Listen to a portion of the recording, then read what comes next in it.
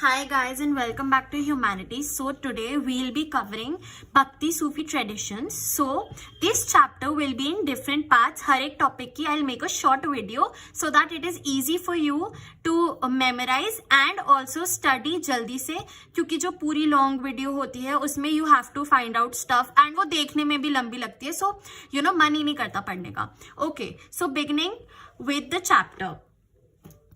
The chapter name is Bhakti Sufi Traditions, Changes in Religious Beliefs and Devotional Texts. Okay, तो इससे पहले हमने कौन सा चैप्टर पढ़ा? The previous chapter जो हमने पढ़ा था was Buddhism and Jainism वाला, है ना?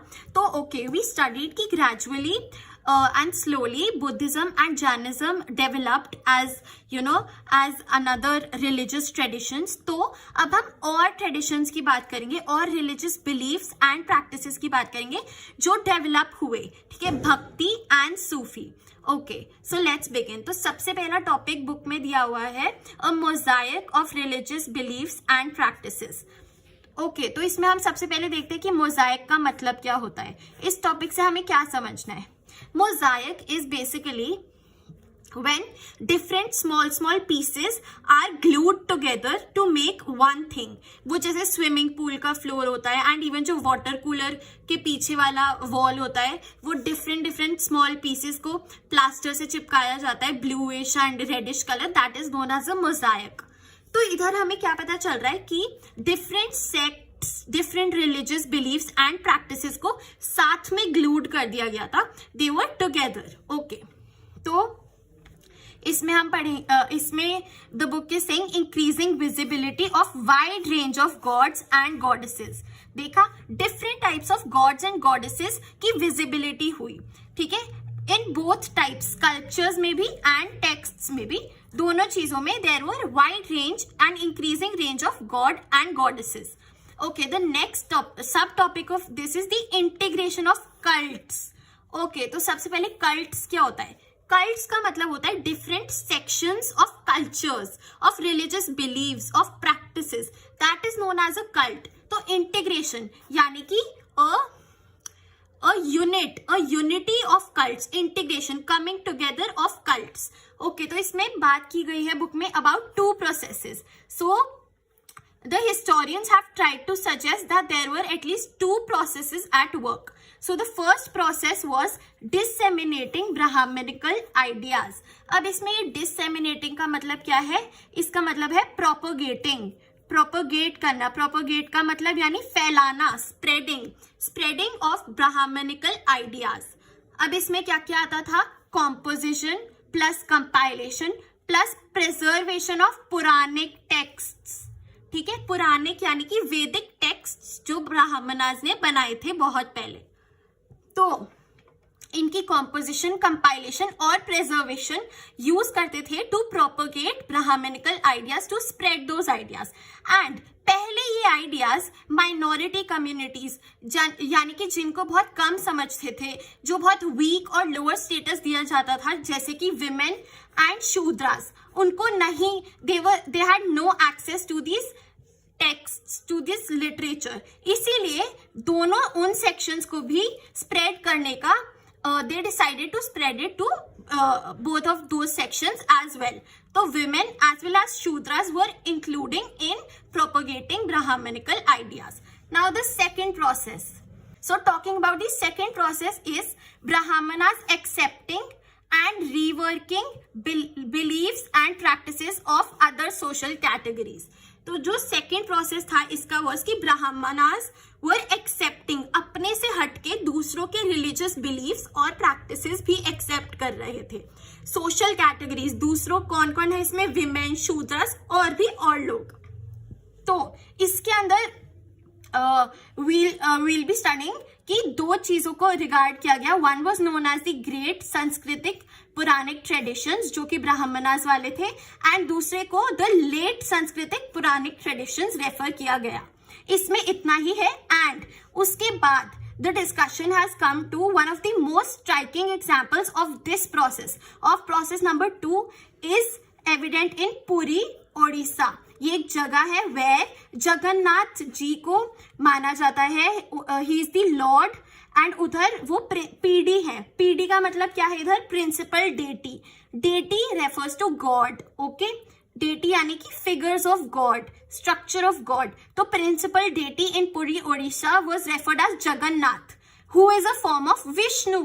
ठीक है, तो बेसिकली दूसरी जगहों पे विष्णु जी बोलते हैं और उड़ीसा में विष्णु जी को जगन्नाथ बोलते हैं. यानी कि डिफरेंट फॉर्म और different name but referred as the same god. God same है, उनका नाम और फॉर्म अलग है डिफरेंट जगहों पे.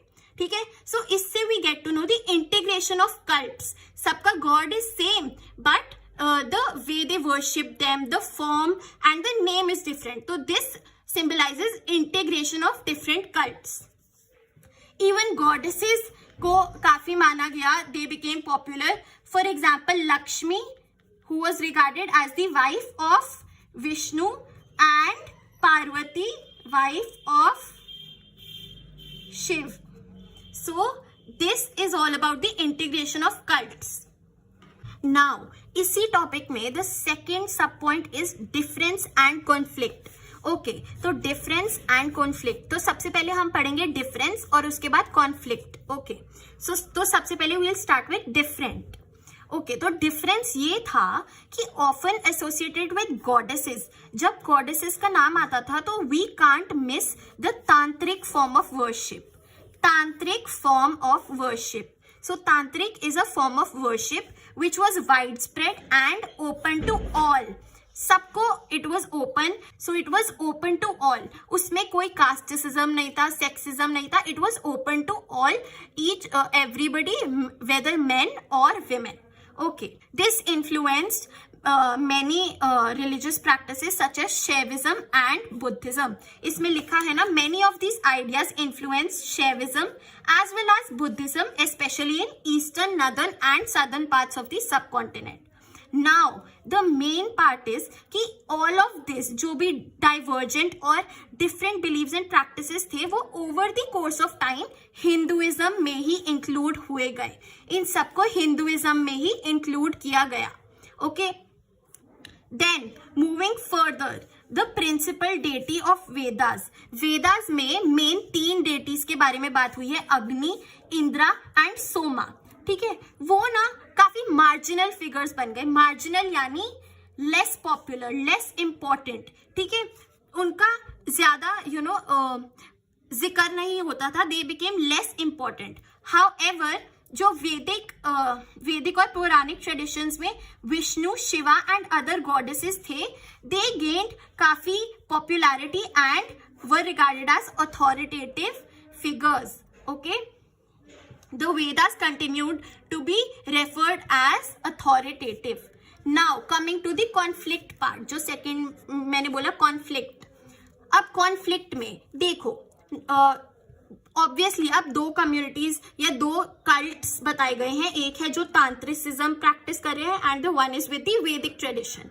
तो जो वैदिक ट्रेडिशन वाले थे दे कंडेम्ड, ये मैंने इज इक्वल टू नॉट इसलिए किया कि they did not like, they were oppose to the practices जो डिवाइन कॉन्टैक्ट के बाहर जाती थी. फॉर एग्जाम्पल चैंटिंग मंत्रास और सैक्रिफाइसेस जो तांत्रिक वाले लोग करते थे, they were not support, they were really oppose to that. And जो तांत्रिसिज्म वाले प्रैक्टिस करते थे, they were opposed to the authority of Vedas.